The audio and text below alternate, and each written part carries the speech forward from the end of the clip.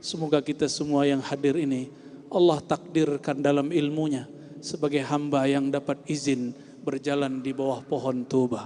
Amin ya rabbal alamin. Para mursyid, para masyayikh, ini nggak mungkin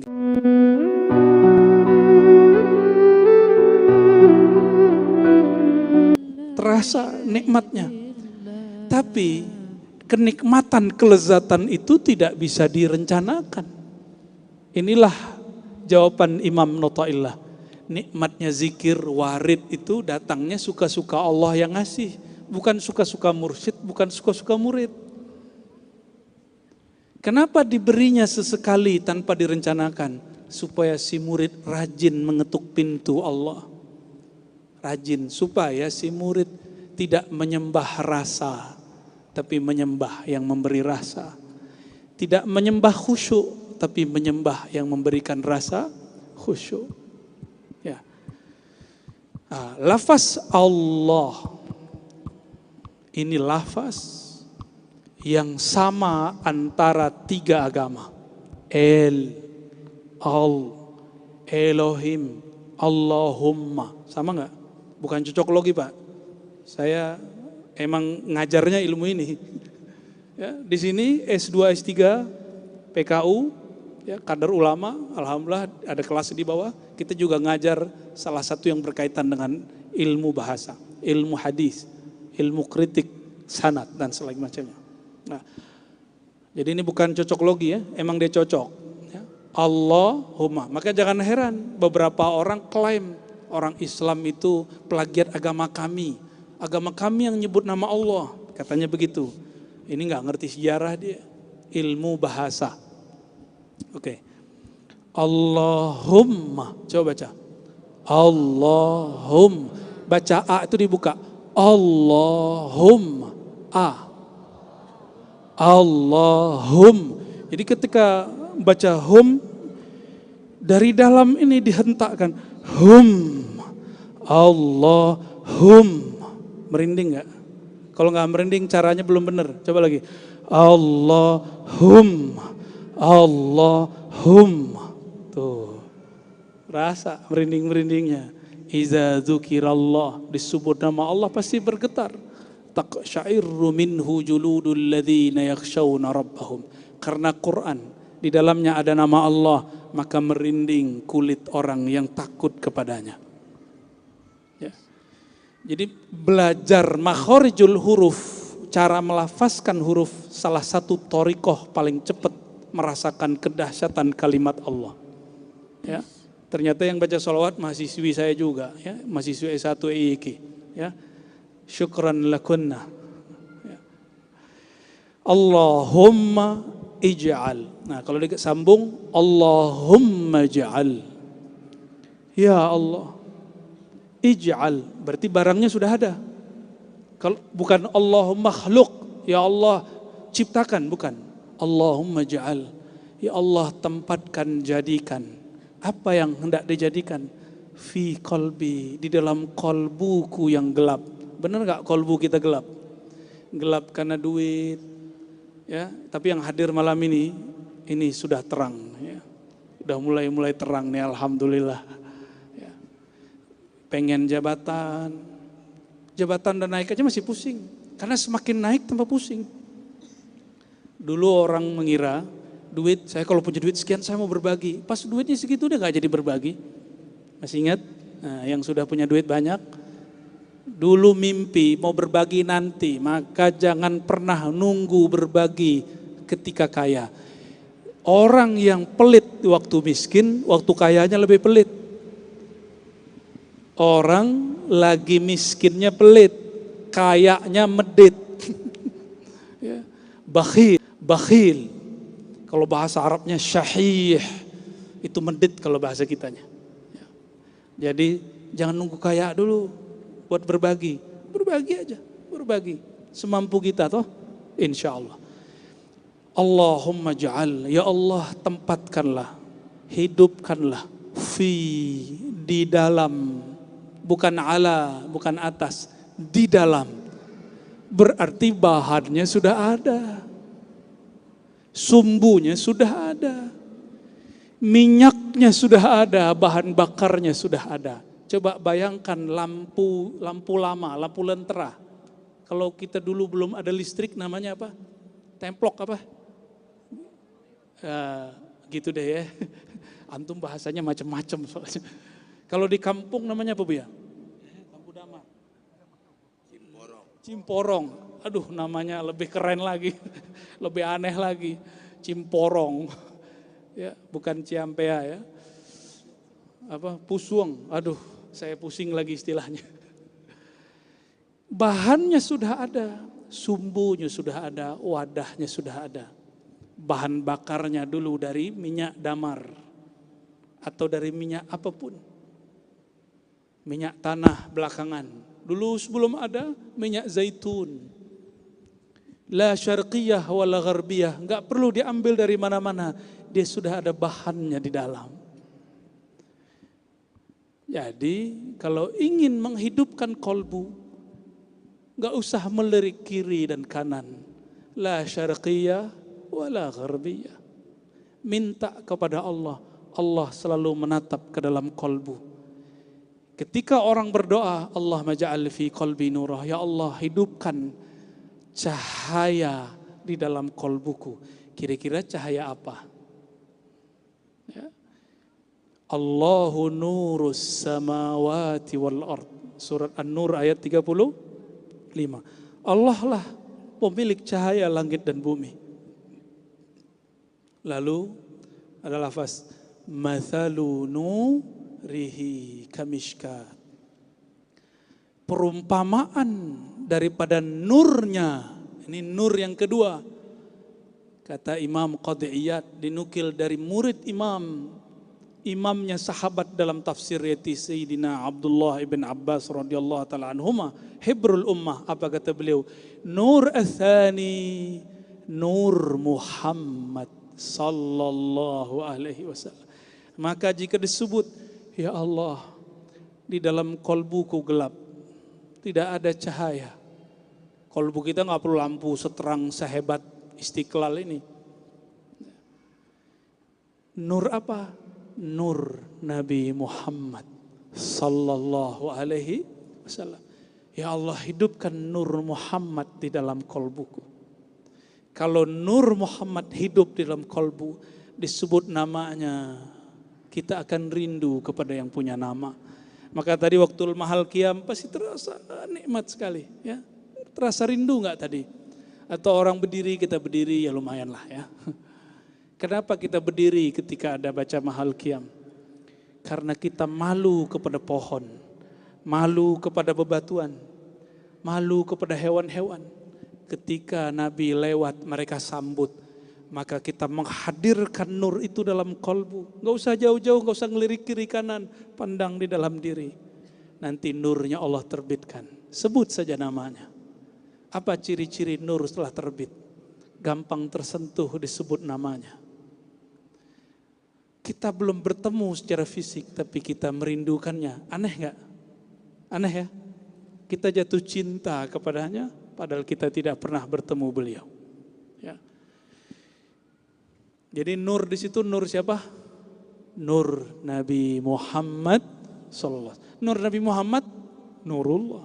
Makanya dalam Haikal Ma'arif kita baca Ahadatullah, Ahmad Ruhullah, Muhammad Habibullah. Ada versi keduanya Muhammad Nurullah. Itu. Jadi nur di situ yaitu nur Nabi Muhammad sallallahu alaihi wasallam. Lalu bagaimana caranya supaya nur itu hidup? Nah, ini kita baca cepat. Pada pendengaranku nur, bukan telinga, pendengaran. Bedakan telinga dengan pendengaran. Orang punya telinga semua, tapi yang dapat pendengaran bercahaya disebut nama nabinya, dia merindukannya. Itu. Wa fi basari nura. Bukan di mata ini, tapi pada kekuatan yang Allah berikan pada mata ini. Bahwa dia melihat dengan keberkahan nur Nabi Muhammad sallallahu alaihi wasallam. Ya, saya cuma cerita pengalaman, yang pengalaman saya cuma secuil dibandingkan Imam Abul Abbas Al-Mursi. Kata kawan, halu ente halu, haluin kali. Ya. Dia nggak bisa membedakan pengalaman ruhani dengan kasyaf ruhani. Beda halu dengan pengalaman. Kalau halu itu dibuat-buat, dihadir-hadirkan, dibayang-bayangin. Gitu. Kalau ini nyata sekali terjadi pada orangnya. Imam Abul Abbas Al-Mursi, pengarang Hikam, Imam Syaziliyah di zamannya, kata beliau, jika aku memandang sesuatu dan tidak melihat nur Muhammad padanya, maka aku menilai diriku murtad. Kita berapa kali murtad menurut Imam Mursi? Imam Abul Abbas Al-Mursi menganggap orang yang begitu, kalau dirinya dia murtad, bagi muridnya enggak. Berat jadi wali ya. Berat jadi wali itu. Maka kita berdoa, meskipun kami enggak pantas jadi walimu ya Allah, minimal kami cinta kepada mereka ya Allah. Kan kata Rasulullah, anta ma'aman ahbabta. Datang orang kepada Nabi. Apa kata dia, ya Rasulullah? Abu Darda orangnya. Nanti engkau masuk sorga, kalau beruntung kami masuk sorga, tapi engkau sungguh tinggi makommu, kami entah di mana. Nabi ngerti maksudnya. Apa jawaban Nabi? Anta ma'aman ahbabta. Hadis Bukhari. Abu Darda, tenang. Kamu cinta siapa? Nanti engkau akan bersama dengannya. Jadi cinta pasangan dalam mencintai Nabi Muhammad. Cinta kawan dalam mencintai ajaran Nabi Muhammad. Cinta guru dalam mencintai ilmu Nabi Muhammad sallallahu alaihi wasallam. Ya. Itu beliau halu enggak? Saya mau tanya, Imam Abul Abbas Al-Mursi nabi atau bukan nabi? Gurunya Ibnu Athaillah, pengarang Hikam. Jika terjadi pada beliau, mungkinkah terjadi pada umat sekarang? Beliau bukan nabi, terjadi pada diri beliau. Sekarang kita bukan nabi, mungkin gak terjadi pada kita? Mungkin, bahkan sekarang lebih mungkin. Karena masa sudah begini, Allah Subhanahu wa ta'ala akan mengumpulkan semua makomat-makomat dulu pada umat ini, umat akhir zaman. Ya, ini doa selesai nanti kita baca, kita ijazahkan semua. Siapapun silakan diamalkan. Ya, nanti ada tambahan di situ yang mahal, ya, bagian belakangnya itu. Baik, kita lanjutkan. Wa an yasari nura. Ya Allah, tidak hanya di pandanganku, di pendengaranku nur, tapi pada kiriku, kananku, hadapanku, belakangku, atasku, bawahku. Yasar, kiri. Ya, ini ketinggalan yaminnya nih ya. Kanan, depan, khalfi, belakang, fauqi, atas, tahti, bawah. Semuanya nur. Dulu Syekh Mudo Abdul Qadim berkalam ke murid-muridnya. Muridnya itu ada namanya Syekh Jian. Syekh Jian itu gelarnya Datuk Fatih. Muridnya ini beliau, samping saya. Ya. Ada juga muridnya Syekh Abdul Malik. Syekh Abdul Malik itu mertua dari yang duduk di samping saya ini. Beliau juga punya murid namanya Syekh Mukhtar. Syekh Mukhtar punya murid Syekh Muhammad Surin. Syekh Muhammad Surin, ini beliau pelanjutnya. Syekh Abdul Qadim punya kawan namanya Syekh Muhammad Jamil. Dan juga muridnya Syekh Muhammad Ilyas. Pelanjutnya, ini beliau juga ada ternyata. Beliau pelanjut dari murid yang kelima atau berapa di situ, Syekh Muhammad Kanis. Syekh Muhammad Kanis punya murid namanya Syekh Hasan Basri yang mendidik saya waktu kecil. Beliau mengijazahkan beliau berdua, dan uniknya nama mereka bertiga ini sama. Siapa namanya tadi? Ingat nggak? Riz, orang Padang tuh suka nama pakai R. Riz Wandi. Tapi panggilannya lain-lain. Ya Bu ya, beliau Buya Wang. Rizwan, Wang. Kalau ini masih sama, beliau juga sama, Buya Riz. Ya. Di belakang saya, yang pertama mendidik saya dan mengijazahin, mohon maaf Buya, di belakangnya. Beliau Abuya Kasril Al-Khalidi An-Naqsyabandi. Thariqatnya satu aja. Zikirnya lembut, Allah, Allah. Beliau ini pelanjut Syekh Ilyas, kawan daripada Syekh Abdul Qadim. Kawannya, ya. Banyaklah, ini Buya-buya, ini anak beliau ya, cucu, alhamdulillah. Jadi saya dikelilingi oleh orang-orang yang ya Masya Allah lah ya. Dan sampai hari ini beliau-beliau ini masih buka zawiyah atau surau tempat suluk. Orang zikir 10 hari, 20 hari, 30 hari, bahkan 40 hari. Mau lebih juga boleh. Ya, benar Bu ya? Mau lebih juga boleh. Ya.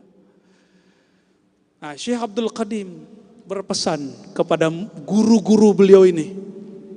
Apa kata beliau? Jadikan langkahmu langkah mengikuti Nabi Muhammad sallallahu alaihi wasallam. Tapi ada yang salah faham. Dikira buat tulisan pakai kaki, melangkah lalu dibuat kaligrafi Muhammad pakai kaki. Sopan enggak? Nama ente ditulis pakai kaki, sopan enggak? Nama kita ditulis pakai kaki, sopan enggak? Tapi kemasukan, kesusupan bliss. Maka dia taruh ya tempurung tuh di kakinya, satu kanan. Dia buka langkah yang disebut langkah silat. Mulailah gerak. Digerakkan, dia kira digerakkan Allah. Betul semuanya izin Allah, tapi yang ini Allah enggak ridho. Ini jalur gelap, jalur nar, jalur zulumat, bukan jalur nur. Dia melangkah, katanya ini gerak dari Allah, langkah Muhammad. Dia tulislah nama Muhammad dengan kakinya.